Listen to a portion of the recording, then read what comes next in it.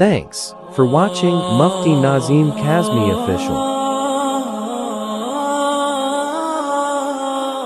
نحمده ونستعينه ونستغفره ونؤمن به ونتوكل عليه ونعوذ بالله من شرور أنفسنا ومن سيئات أعمالنا من يهده الله فلا مضل له ومن يضلله فلا هادي له ونشهد أن سيدنا ومولانا محمدا عبده ورسوله أما بعد فأعوذ بالله من الشيطان الرجيم بیٹھ جاؤ تو نبی بیٹھ جاؤ خاموش رہو بسم اللہ الرحمن الرحیم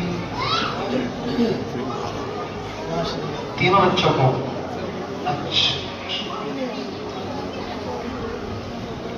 یہ ہمارے بھائی عبد الماجد صاحب تو 1000 روپے بچوں کو دیے ہیں اپنے طریقے سے تقسیم کریں اللہ قبول فرمائے ان کی محبت کا اللہ بہترین بدل عطا فرمائے نیچے بیٹھو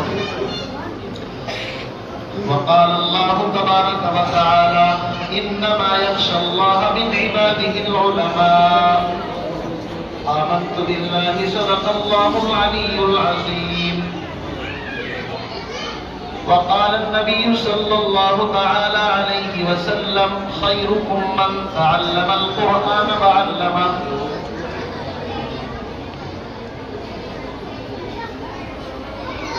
انتہائی واجب الاحترام بزرگوں بھائیوں آپ حضرات کے سامنے بہت ہی خوبصورت پروگرام چھوٹا سا چل رہا تھا اور ابھی بھی انشاءاللہ چل رہا ہے آپ کے اس مکتب کے اندر کچھ بچوں نے قرآن پاک حفظ کیا ہے اور کچھ بچوں نے ناظرہ بھی پڑھا ہے اور آپ کے سامنے مختصر چھوٹی چھوٹی تلاوتی بچوں نے کی ہے سب سے پہلے تو ہم دعا کرتے ہیں اللہ تعالی ہمارے ان تمام بچوں کی عمر میں برکت رحمت نصیب فرمائے اللہ تعالی تمام بچوں کو عالم بعمل بنائے دین کا داعی شہدائی بنائے یہ پروگرام آج ان بچوں کی حوصلہ افزائی کے لیے ہے میرے عزیز بھائیوں حوصلہ افزائی وہ چیز ہے کہ اس سے زندگی کے اندر انقلاب پیدا ہوتا ہے زندگی میں تبدیلی پیدا ہوتی ہے بعض موقعوں پر انسان کو کہا ہوا ایک جملہ اگر کسی کو شاباش کہہ دیا جائے تو اس سے بھی اس کی زندگی میں انقلاب آ جاتا ہے ایک آدمی اگر کسی اونچائی کی جگہ پر چڑھ رہا ہو اور بظاہر وہ بالکل تھک کر کے چور ہو جائے اگر کوئی آدمی اس کی ہمت بڑھا دے کہ بالکل منزل قریب آ چکی ہے تو اس جملے سے بھی بعض مرتبہ انسان اپنی منزل کو آسانی کے ساتھ پہنچ جاتا ہے اور اگر کسی کا حوصلہ پست کر دیا جائے توڑ دیا جائے تو پھر وہی کام ہو جاتا ہے کہ قسمت کی خوبی دیکھیے ٹوٹی کہاں کمن 2-4 ہاتھ جبکہ لبے بام رہ گیا کبھی کبھی انسان کوٹھے پر چڑھتا ہے منڈیر تک پہنچنے والا ہوتا ہے لیکن کسی نے حوصلہ پست کر دیا تو انسان نیچے آ جاتا ہے یہ معمولی مجلس نہیں ہے قرآن پاک کی نسبت پر یہ مجلس منعقد کی گئی ہے میرے بھائیوں اللہ کا قرآن جس کے سینے کے اندر ہو خدا کی قسم کھا کر کے کہتا ہوں وہ کائنات میں اتنا بڑا امیر ترین شخص ہے کہ اس جیسا امیر کائنات میں کوئی نہیں ہو سکتا جتنے بھی دنیا بھر کے انسان علوم حاصل کرتا ہے یہ سارے موت پر ختم ہو جاتے ہیں لیکن علم دین دنیا میں بھی کام آتا ہے آخرت میں بھی کام آتا ہے عزیز بزرگوں بھائیوں اس دین کو سیکھنے کے لیے سب سے پہلی چیز ادب ہے از خدا جو ایک توفیق ادب ہم خدا سے ادب کی بھیک مانگتے ہیں کیوں اس لیے کہ بے ادب محروم مانگ از فضل رب جو بے ادب ہوتا ہے وہ اللہ کے فضل سے محروم رہ جاتا ہے ایک لمبی حدیث میں اس کو مختصر کر کے بیان کروں، آپ کو ادب کا پتہ چلے گا دین کس طرح ادب سے سیکھا جاتا ہے۔ حضرت عمر ابن خطاب اس روایت کے راوی ہیں۔ پیغمبر علیہ السلام مسجد نبوی میں تشریف فرما ہے، صحابہ کا مجمع لگا ہوا ہے جیسے آپ اور ہم بیٹھے ہیں۔ اچانک ایک خوبصورت اسمار جس کے بالکل رنگ ایک دم گورا چپکا سفید ستھرا، بال انتہائی کالے چمکدار اور کپڑے بھی بالکل نورانی منور، پیغمبر علیہ السلام کے قدموں کے قریب گھٹنوں کے قریب اپنے دو زانوں جیسے ہم تحیات کی حالت میں بیٹھتے ہیں اس طرح آ کر کے بیٹھتے ہیں۔ صحابہ حیران کہ اگر یہ آدمی مسافر ہے تو عرب کے ریگستانی علاقے سے یہ ایسے کیسے آ گیا، اس کے بدن پر دھول ہونی چاہیے، لیکن لگتا ہے بالکل ابھی فریش ہو کر کے آیا ہے، اور مدینے کا بھی نہیں، اس لیے کہ ہم اس کو جانتے نہیں، اجنبی آدمی ہے۔ آ کر کے 3-4 سوال کیے، مل اسلام، اسلام کیا چیز ہے، مل ایمان، ایمان کیا چیز ہے، مل احسان، احسان کیا چیز ہے، قیامت کب آئے گی۔ پیغمبر علیہ السلام نے 3 چیزوں کا تفصیلی جواب دیا۔ ایمان کا تعلق دل سے ہے، اسلام کا تعلق ظاہر سے ہے، اور احسان یہ ہے کہ ہم اللہ کی عبادت ایسے کریں گویا کہ ہم اللہ کو دیکھ رہے ہیں، یا اللہ تو ہمیں دیکھ ہی رہا ہے۔ اور قیامت کے بارے میں کچھ نشانیاں بیان فرمائی، اور یہ فرمایا کہ جتنا تم جانتے اتنا ہی میں جانتا ہوں۔ میرے عزیز بھائیوں، اس حدیث میں بڑی حکمتیں، میں تو آپ کو ادب بتانا چاہتا ہوں کہ دین کس طرح سیکھا جاتا ہے۔ وہ سوال کرنے کے بعد چلے گئے، مجمع خاموش ہے۔ پیغمبر علیہ السلام نے کہا جانتے ہو یہ کون تھے؟ صحابہ نے کہا اللہ و رسولہ عالم، اللہ اور اس کے رسول جانتے، ہمیں معلوم نہیں۔ آپ نے فرمایا یہ جبریل امین تھے، تمہیں تمہارا دین سکھانے کے لیے آئے۔ پتہ چلا کہ دین میں سب سے پہلی چیز کیا ہے بھائی؟ ادب۔ وہ ادب کے ساتھ آ کر کے بیٹھے، اور بغیر ادب کے انسان اگر دین سیکھ بھی لے گا تو زندگی میں کبھی کامیاب نہیں ہو سکتا۔ حضرت عبداللہ ابن عباس نبی کے چچا زاد ہیں۔ روایت میں آتا ہے ایک حدیث کے بارے میں اگر پتہ چل جاتا تو اس حدیث کے لیے اتنا لمبا سفر کرتے، کبھی دوپہر کی مشقت، کبھی رات کی تکلیفیں، اور مہینوں کا سفر کرنے کے بعد چوکھٹ پر جا کر کے سر رکھ کر کے آرام کرتے۔ اندر سے جب وہ دروازہ کھولتا اور دیکھتا کہ بھائی اس دروازے پر کون، پوچھتے کون؟ فرمایا کہ میں ابن عباس، اللہ کے نبی کے چچا کے بیٹے۔ ہاں، کس لیے آئے؟ حدیث سیکھنے کے لیے۔ فرمایا کہ آپ نے ہمیں کیوں اطلاع نہیں کی، ہم سر کے بل چل کر کے حاضر ہوتے، آپ کی نسبتیں اتنی بڑی ہیں، آپ آئے ہیں ہمارے پاس۔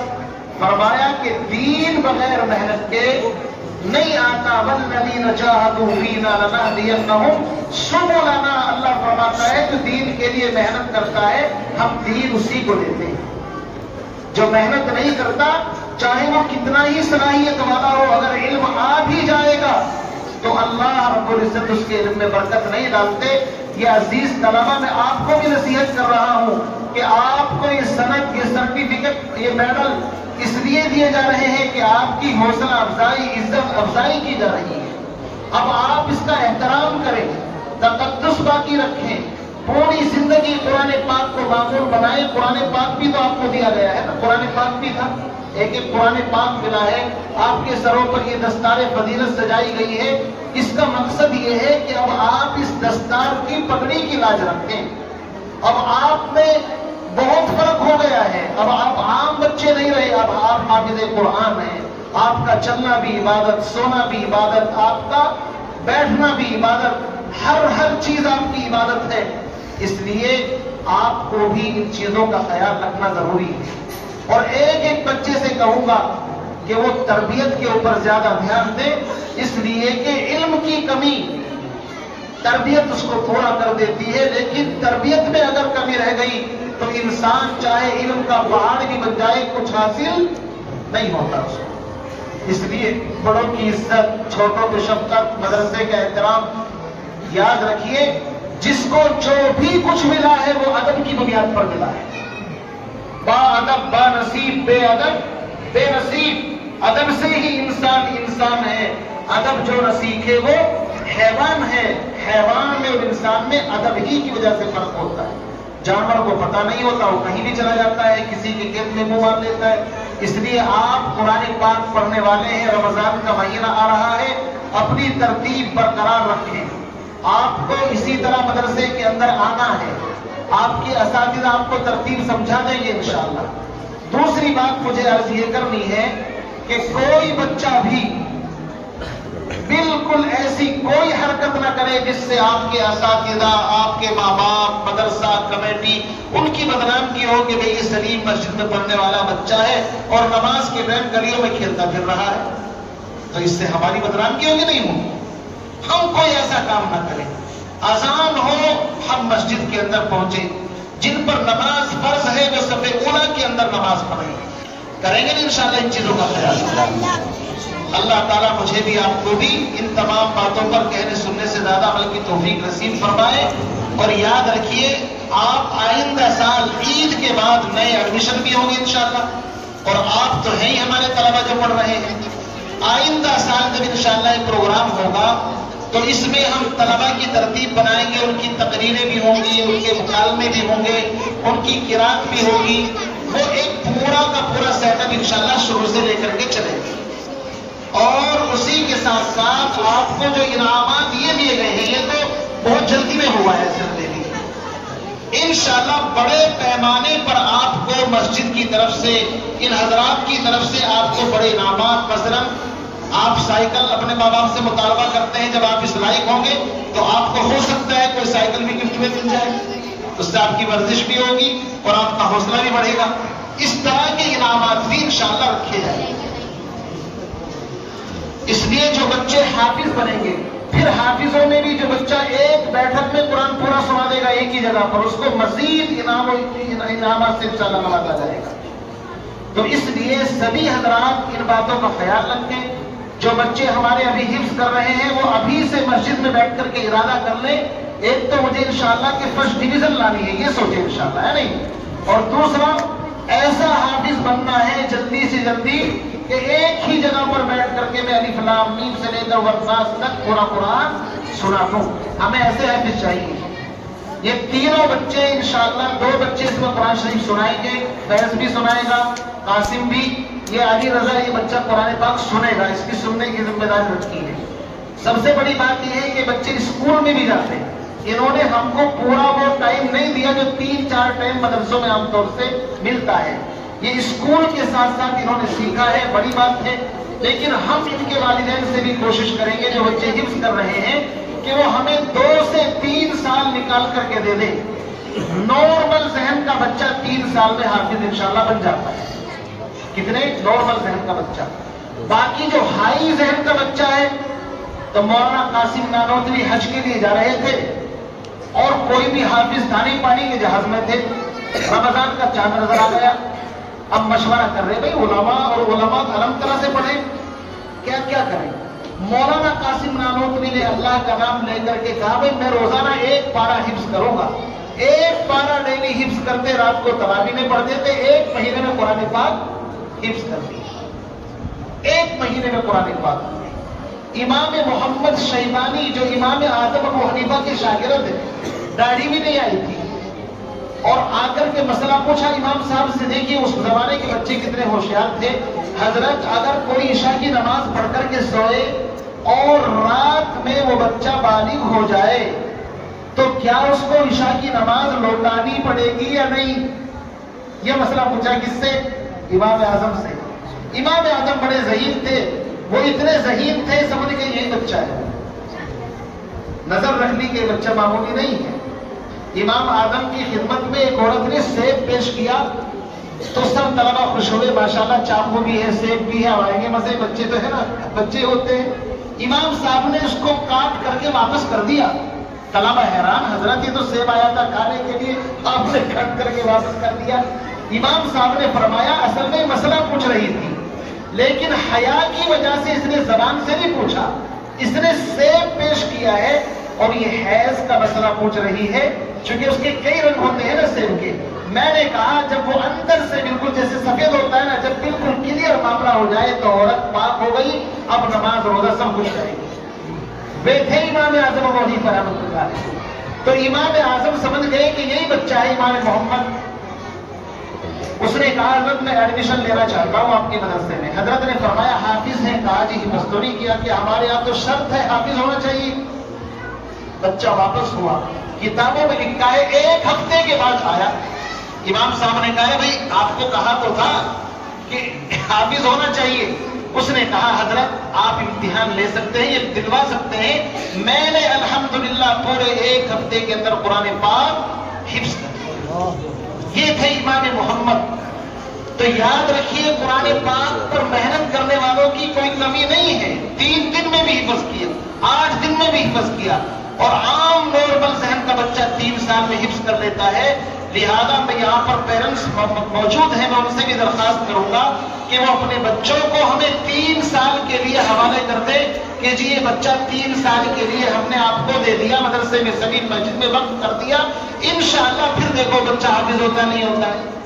اب ہم رجسٹر دیکھتے ہیں, غیر حاضری بہت زیادہ, اس کے بعد پھر اسکول کا کام زیادہ, پھر ٹیوشن, یہ وہ, ہمیں وہ بچہ نظر ہی نہیں آتا. ہم یہاں چلاتے ہیں, وہ کرتے ہیں, بڑی مشکلیں آتی ہیں سامنے. بہرحال پروگرام لمبا نہ ہو جائے, بچیاں بھی موجود ہیں, میں اپنی بات کو یہیں پر ختم کرتا ہوں. اور بس یہ آپ سے درخواست کرتا ہوں کہ انشاءاللہ مزید آپ محنت کریں. اللہ تعالیٰ آپ کو دنیا میں بھی چمکائیں گے, آخرت میں بھی انشاءاللہ اس کا بہترین بدلہ آپ کو ملے گا. سبھی مسجد کمیٹی کے لیے بھی خاص طور سے دعا کریں. انہوں نے آپ حضرات کو ماشاءاللہ انعامات دیے ہیں. اللہ ان کے دلوں کے اندر مزید ایسی محبت ڈالے کہ آپ کو اور مزید انعامات سے نوازے. بھائی ایسی دعا تو کرنا جائز ہے نا, کہ مزید ان کے دل میں اللہ اس طرح کی باتیں ڈالے اور آپ کی حوصلہ افزائی کرتے رہیں. اللہ تعالی ہم تمام کو کہنے سننے زیادہ عمل کی توفیق نصیب فرمائے.